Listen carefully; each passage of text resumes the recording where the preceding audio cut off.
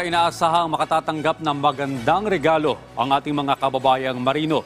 Ito'y aprobado na din sa Senado ang panukalang batas para sa Magna Carta of Filipino Seafarers na magbibigay ng dagdag proteksyon sa karapatan at kapakanan ng mga Filipino seafarers. Pero bago pa aprobahan ang naturang urgent bill, ilang senador muna ang nagkainitan.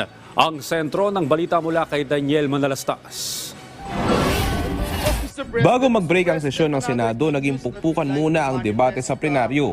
Isa na sa matinding panukalang pinagdebatihan ay ang panukalang Magna Carta of Seafarers, kung saan ilang ulit nagkasagutan si Senator Raffy Tulfo at Senator Pia Cayetano. I thought, Your Honor, my team already talked to your team and they already agreed on that matter. Your Honor, I will. It is the sponsor and I who will agree.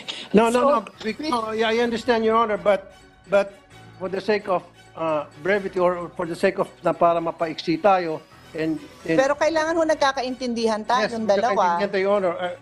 Magkakaintindihan tayong dalawa, Your Honor. Bakit natin pinag-aawayan yung domicile and Ano natin pinag-aawayan? place of Tiwanag ko lang po ang use of terms natin because they have significance, Your Honor. what's the significance? What is the significance, Your Honor? What's the significance of domicile and place of residence? I am just putting on record that there are legal differences. Huwag po kayo magagalit. Kasi No, I'm not mad. May legal I'm not differences mad, Your Honor. yun. But- Ayoko kung malito ang gobyerno at ang ating Well, yung mga gobyerno po hindi seafarers. malilito, I'm sure.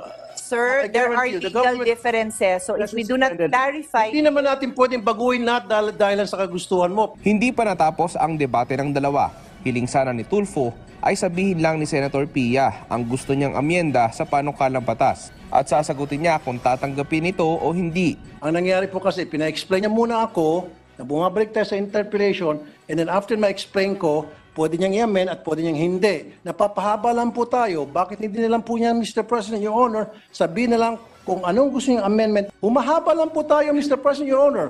Kung gusto niyo po, maglatag na po ng banig dito. welcome to legislative work, Mr. President. Bagamat naging mainit ang naging debate ni Tulfo at Cayetano, nagkamayan din naman sa huli ang dalawang mambabatas.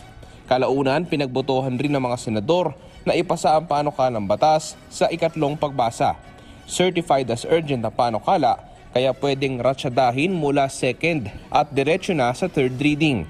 Kung may sasabatas, maagang pamasko ito para sa mga seafarers kung saan layunin ng bill na mas mapaigi ang kapasidad nila at makapagsabayan sa international maritime standards. For all the seafarers, this is all for you. Of course, gift to sa inyo ng ating Pangulo dahil sinertify niya as urgent bill and it really happens. Kinikilala sila sa kanilang angking sipag, dedikasyon at professionalism. Daniel Manalastas para sa Bayan.